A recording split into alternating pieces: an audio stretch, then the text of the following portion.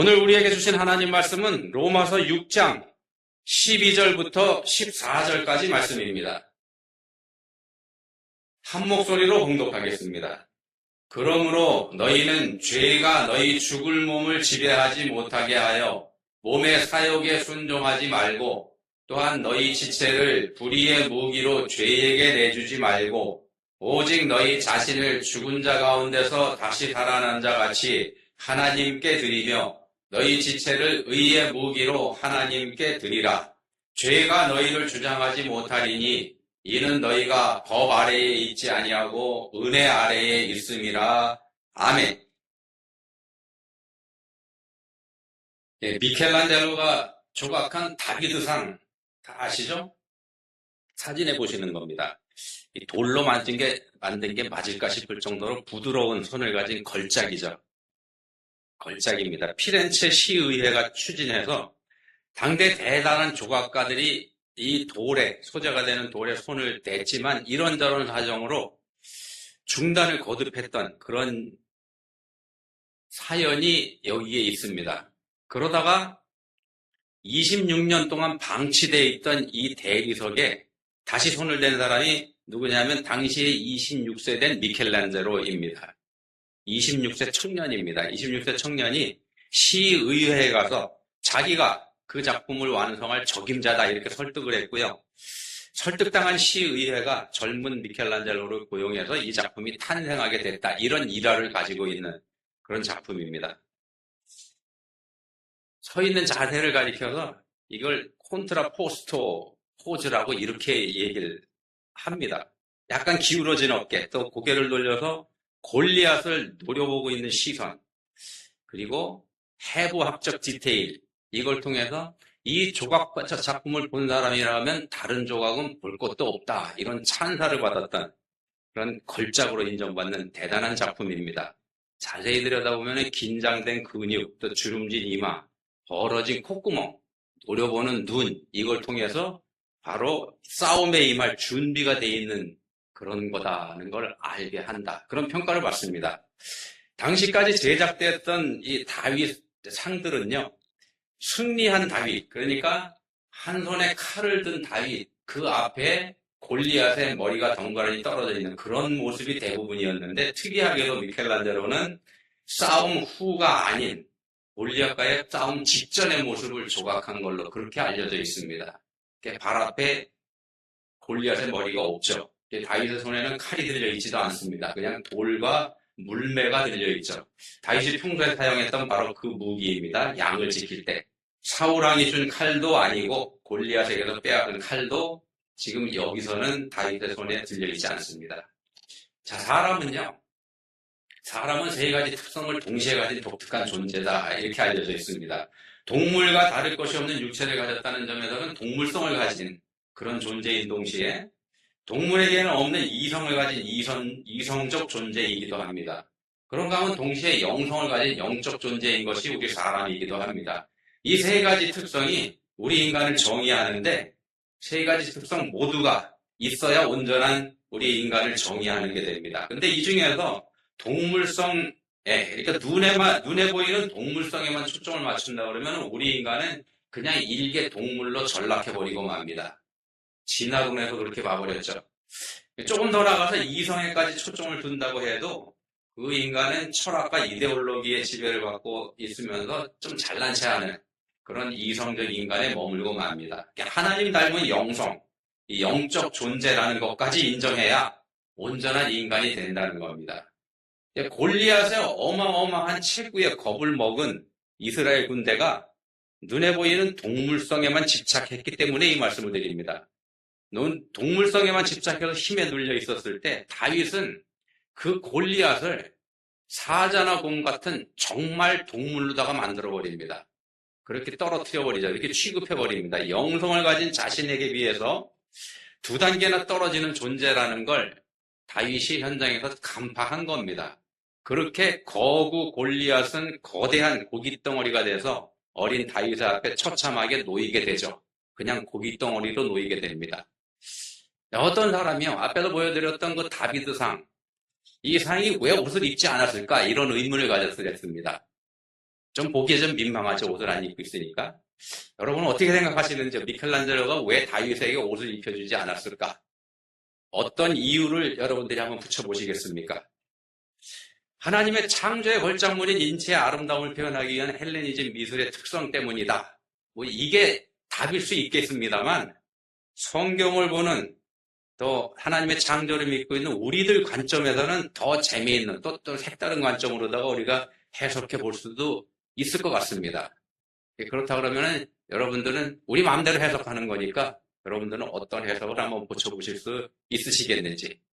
다윗은요, 골리앗 앞에서 이렇게 소리쳤습니다. 너는 칼과 창과 단창으로 내게 나아오거니와 나는 만군의 여호와의 이름 곧 네가 모욕하는 이스라엘 군대의 하나님의 이름으로 내게 나아가노라. 이렇게 소리쳤습니다. 다윗은 사울 왕이 입혀주는 갑옷도 필요 없었고요. 또 사울 왕이 씌워주는 투구도 칼도 다 마다했습니다. 다 벗어놓고 골리앗에게로 갔습니다. 다 벗어놓고 골리앗 앞에 섰습니다. 다 벗어버렸습니다. 미켈란젤로가 바로 그걸 표현한 거다. 이렇게 해석해 볼 수 있기 때문에 지금 그런 말씀을 드리는 겁니다. 사람의 거는 다 버려두고, 그러니까 사람의 것은 다 벗어버리고, 그리고 오직 하나님께서 주신 것만 손에 들었던 겁니다. 다윗의 누드는 철저한 자기 부인의 표현이다. 이렇게 해석해 볼 수 있다는 지금 말씀을 드리는 겁니다. 미켈란젤로의 입장에서는요, 인체의 아름다움을 표현하는 방식이었겠지만, 옷을 입히지 않은 게, 신앙을 가진 우리들의 입장에서는 이런 해석도 가능하다. 왜냐하면 믿음이라고 하는 거는요, 빈손 들고 하나님 앞에 나아가는 거니까. 내가 만든 칼, 내가 만든 갑옷, 내가 자랑하는 것들, 그러니까 내 능력, 내 실력, 내 경험, 인맥, 금력, 권력 이런 것들 다 벗어버린 발가벗은 다비드상은 오직 하나님만 의지하는 그리스도인의 표상입니다. 그렇게 다윗은 믿음으로 큰 승리를 얻었다는 거 우리가 알고 있습니다. 오늘 본문에서 우리한테 주는 메시지가 바로 이런 거이기 때문에 이 말씀을 드린 겁니다. 오늘 메시지, 본문의 메시지가 그겁니다. 본문 13절에 보시면 이런 말씀을 하죠. 오직 너희 자신을, 중간쯤에, 오직 너희 자신을 하나님께 드리며, 오직 너희 자신을 하나님께 드리며, 우리가 하나님 앞에서 내놓을 것은요, 우리가 가진 어떤 거 아닙니다. 우리가 하나님께 내놓을 것은 우리가 가진 어떤 거 아니고, 우리 자신입니다. 있는 그대로의 우리 자신, 꾸미거나 감추거나 그러지 않은 그냥 원래 그대로 하나님께서 우리에게 주신 그 모습 그대로, 그게 우리가 하나님 앞에 내어드릴 만한 것입니다. 인류가 범죄 후에 가장 먼저 했었던 게 나뭇잎으로 치마를 만들어서 몸을 가린 거지 않습니까? 결국 가리고 치장한 겁니다. 가렸다고 하는 거는 일종의 속임이죠. 속이는 겁니다. 뭔가 있는데 없는 것처럼. 그리고 또 그 가린 거를 보이게 하니까 치장하는 게 되고 그렇습니다. 그러니까 가공된 걸 내보여주는 겁니다. 결국 감추고 속이는 게 치마를 해 입었다는 말 안에 들어가 있는 의미입니다. 지금 우리에게서도요, 여전히 나타나고 있는 고질적이고 악질적이며 끈질긴 죄의 행동이기도 한 게 바로 이겁니다. 감추고 속이는 거, 치장하는 거. 자, 그런 우리에게 본문 12절에서 말씀합니다. 그러므로 너희는 죄가 너희 죽을 몸을 지배하지 못하게 하라. 죄가 너희 죽을 몸을 지배하지 못하게 하라. 죄의 행동이 우리한테서 나오는 거는요, 죄가 우리를 지배하고 있기 때문입니다. 죄가 우리를 지배하고 있기 때문에 우리에게서 죄가 나옵니다. 죄된 행동을 우리가 하고 있다는 건 우리가 우리 자신을 죄한테 내어주어서 우리 자신이 죄의 노예로 살고 있다는 뜻입니다. 우리가 죄를 진 건 우리가 죄의 노예라는 뜻입니다. 우리가 우리 자신을 죄한테 내준 거죠. 애굽으로 돌아가자. 애굽의 노예에서 해방돼서 자유를 얻은 이스라엘 사람들이 했던 말입니다. 12명의 정탐이 약속의 땅 가나안을 돌아오고 와서 우리는 능히 올라가서 그 백성을 치지 못하리라. 그들은 우리보다 강하다. 이런 절망적인 보고를 했을 때 이스라엘 사람들이 보였던 반응이 그겁니다. 이미 애굽에서 해방돼 나왔습니다. 기적으로 갈라진 홍해바다를 건너서 왔고요. 그 바다는 다시 합쳐져서 건널 수 없는 상태가 됐기 때문에, 되돌아갈 수 없는 상태가 됐기 때문에 애국과는 이제 완전하게 단절된 상태에 있는 사람들입니다. 그래서 애굽하고는 전혀 상관없는 그런 상태에 있는 사람들이 했던 말입니다. 그렇게 새롭게 거듭난 지가 이미 1년이 훌쩍 넘은 그런 때입니다. 그런데도 사람들은 말합니다. 애굽으로 돌아가자. 자, 누구도 경험하지 못했던, 듣도 보도 못한 엄청난 기적들을 이 사람들은 직접 보고 직접 경험했던 그런 사람들입니다. 그 사람들의 입에서 나온 말입니다. 애굽의 10가지 재앙 이 사람들 직접 봤죠. 그리고 자기들이 직접 갈라진 홍해바다 사이를 걸어서 건넜습니다. 근데도 이 출애굽 이스라엘 사람들은 원망하는 세대가 되고 말았습니다. 기회가 생길 때마다 원망했습니다. 그리고 애굽을 그리워했습니다. 그러다가 마침내 터져 나온 말이 그겁니다. 애굽으로 돌아가자. 야, 애굽이 어떤 곳입니까? 노예로 살았던 곳입니다. 이 사람들이 자유가 없는 곳. 자기들 뜻대로 하는 게 아니고 애굽 사람들이 원하는 대로 살아야 했던 곳. 근데 그곳으로 돌아가자 합니다. 왜 그러냐면요. 그게 익숙했기 때문입니다. 거기가. 익숙하다는 게 이렇게 무섭습니다. 억압에 익숙해져 있었기 때문에 그 억압을 편하다고 생각했던 겁니다. 죄가 주는 착각이 바로 이런 겁니다. 성경에서의 애굽은 세상을 상징합니다. 성경의 애굽은 세상을 상징합니다. 그 애굽은 지금 우리 그리스도인들한테는 세상을 뜻한다는 말씀입니다. 그리스도인은 죄된 세상에서 죄의 노예로 살던 삶에서 해방돼서 하나님 나라의 백성으로 자유로운 사람이 된 사람들입니다. 그러니까 죄가 더 이상 구원받은 그리스도인들의 주인이 아닙니다. 그래서 죄는 더 이상 그리스도인들에게 이래라 저래라 할 수가 없습니다. 그러니까 홍해바다를 건넌 이스라엘에게 애굽 사람들이 더 이상은 상관할 수 없었던 것처럼 죄와 우리의 관계가 또한 그러하다는 겁니다. 근데 이스라엘 사람들이 애굽을 그리워했던 것처럼 우리 그리스도인들도 세상을 그리워합니다. 죄를 지으며 살던 그때를 그리워하죠. 그때 자유를 누렸다고 생각하기 때문에 그리워합니다. 어떤 자유냐? 죄 짓는 자유입니다. 죄 짓는 자유. 마음대로 죄를 지으면서 살았던 그때를 그리워합니다. 죄 지을 자유가 없는 그리스도인이 된 지금이 불편하다. 이렇게 생각을 하는 겁니다. 이 일 하려니까는 신앙양심에 걸리고 저 일도 좀 꺼림직하고 그러기 때문에 마음대로 죄 지으면서 살 수 없기 때문에 그래서 마음대로 죄 짓고 살던 그때가 그립습니다. 그래서 우리들도 마음속으로 외칩니다. 애굽으로 돌아가자. 세상으로 돌아가자. 브루그만이라고 하는 신학자가 이런 말을 했습니다. 신앙이라고 하는 건 who I am이 아니고 내가 누군가 그걸로 정의할 게 아니고 오히려 whose I am 내가 누구의 것인가 이걸로 정의해야 된다. 사람이라고 하는 존재는 내가 누군가가 중요한 게 아니고 내가 누구의 것인가 이걸로 정의해야 된다. 너 자신을 알라 이것도 좋지만은요. 그보다 더 중요하고 본질적인 질문은 자기 자신이 나 자신이 누구에게 속한 존재인지 이걸 아는 것이라는 뜻입니다. 내가 누구에게 속한 건지 알아야 된다는 겁니다. 사람은 누군가에게 속한 존재이기 때문에 그러는 겁니다. 사람은 누군가에게 속한 존재라는 뜻이기도 합니다. 한계를 가진 존재가 바로 우리 인간이기 때문에 그렇습니다. 우리 인간은 무한한 능력을 가진 존재가 아닙니다. 유대인들이 예수님한테 따지면서 덤벼들었죠. 요한복음 8장에서 우리가 아브라함의 자손이라 남의 종이 된 적이 없거늘 어찌하여 우리가 자유롭게 되리라 하느냐. 왜 이 말을 했냐면요. 예수님 그렇게 말씀하셨습니다. 진리가 너희를 자유롭게 하리라. 진리가 너희를 자유롭게 하리라. 이렇게 얘기했더니 이 사람들이 반발하면서 했던 말입니다. 이에 예수님께서 이렇게 가르쳐 주십니다. 이 사람들한테 진실로 진실로 너희에게 이르노니 죄를 범하는 자마다 죄의 종이다. 유대인들은 자기들이 자유인이다 이렇게 생각을 했습니다. 그렇지만 예수님이 보시는 이 사람들은 자유인이 아니라 노예로 살고 있었던 겁니다. 죄를 범하는 자마다 죄의 종이기 때문에 이런 말을 하는 겁니다. 죄를 범하는 자마다 죄의 종입니다. 지금 우리도 구원받은 하나님의 백성이면서도 여전히 죄를 지으며 살고 있습니다.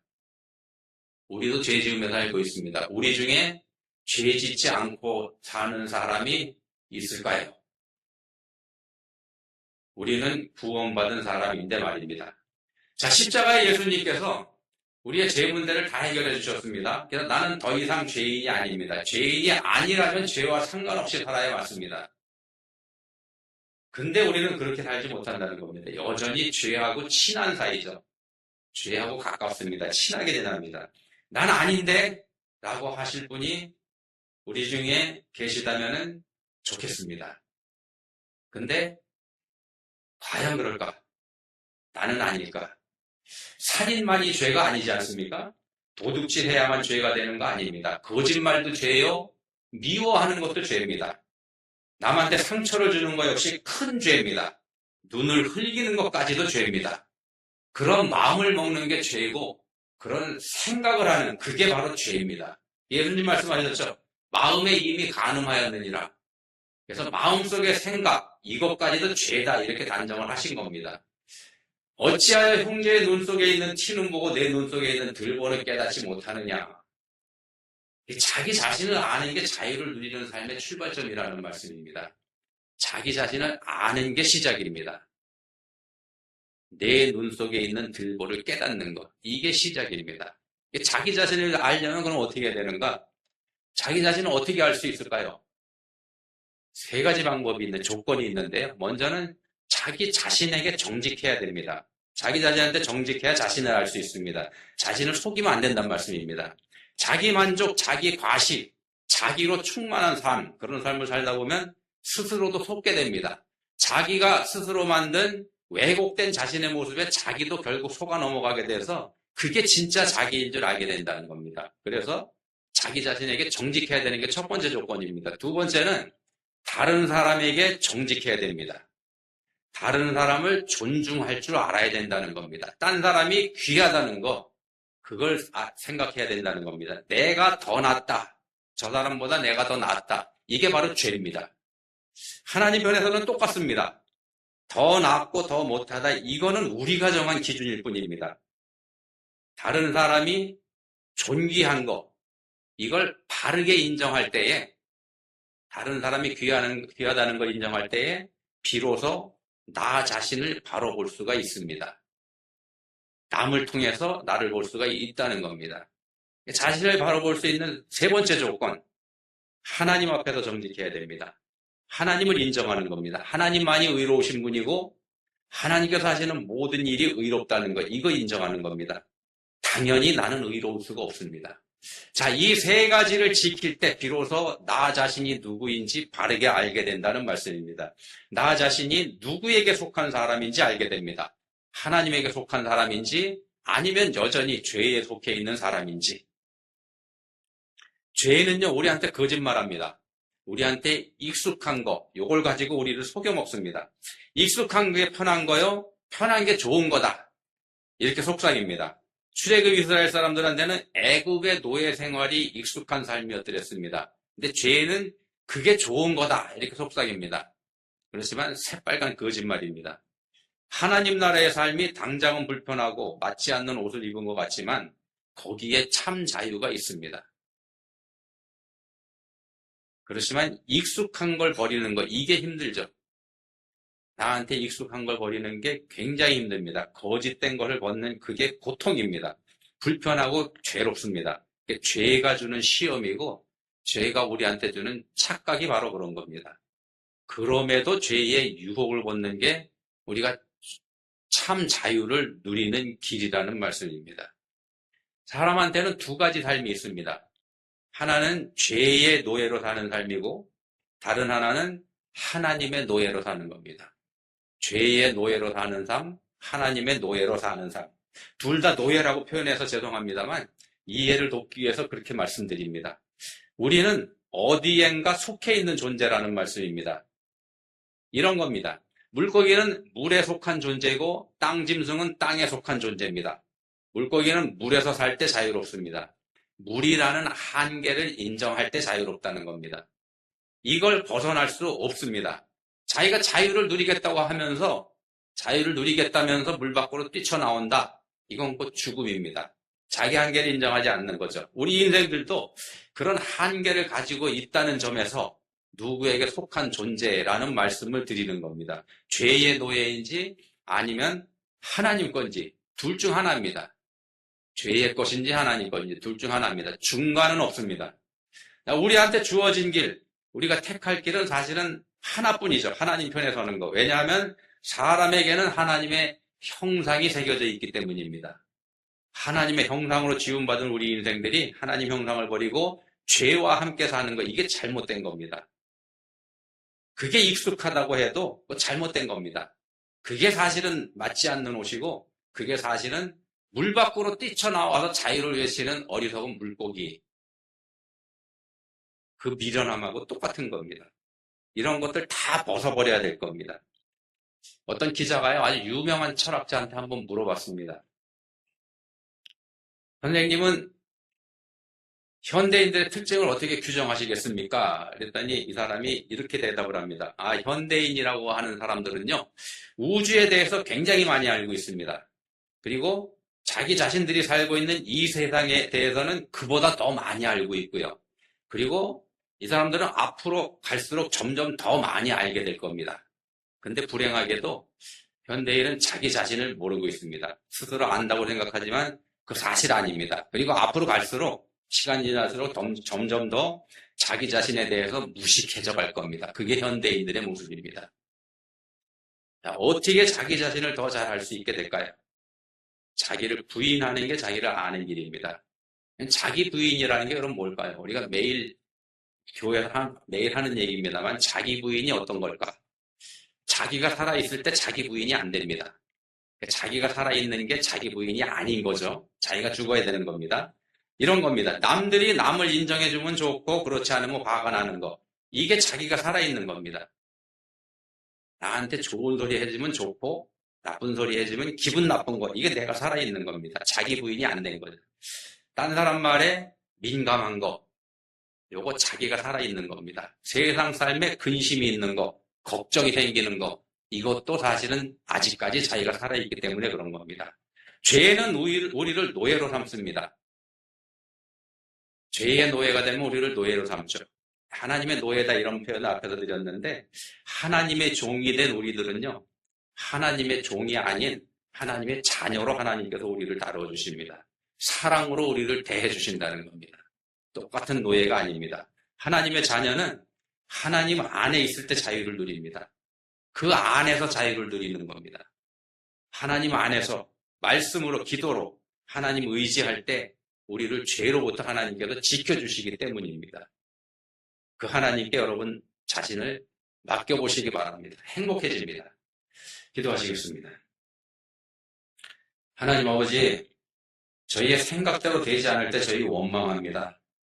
좌절할 때도 저희가 원망합니다. 근데 저희가 정녕 하나님께 속한 하나님의 사람이라면 저희 삶의 어떤 모양이든지 하나님의 은혜로 된 것이라는 거 믿어야 할 줄로 저희가 압니다. 이제는 저희가 믿게 해주시기 원합니다. 나의 주인이 되신 우리 예수님 전적으로 의지하면서 무조건 따라가는 저희가 다 되게 해주시기 원합니다. 저희에게 은혜 주시기 원합니다. 예수님 이름으로 기도합니다.